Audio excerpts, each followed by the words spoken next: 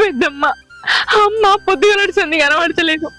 మా అన్న మా వదినే లొల్లి పెట్టి రోడ్డు మీద ఎక్కడో వదిలేసి వచ్చారట. ఒక 4 రోజులు ఉంచుకోర్రి, నేనే వచ్చి తీసుకుపోతా అని చెప్పిన.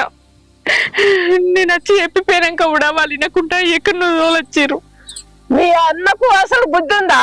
వదిన మాటలేని ఎలా కొడతా తల్లిని? వాడు అసలు మనిషేనా?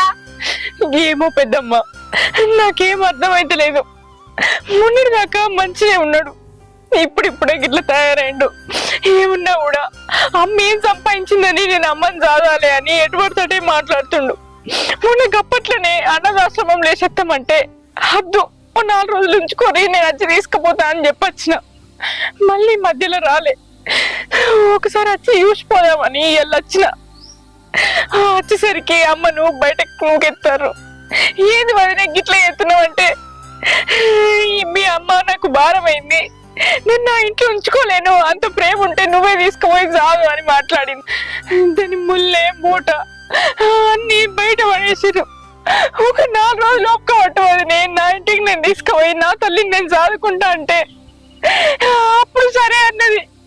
నేను అటు ఇటు పోగానే ఇద్దరు బలవంతంగా బండి మీద ఎక్కించుకుపోయి ఏం విడిచిపెట్టచ్చిరట.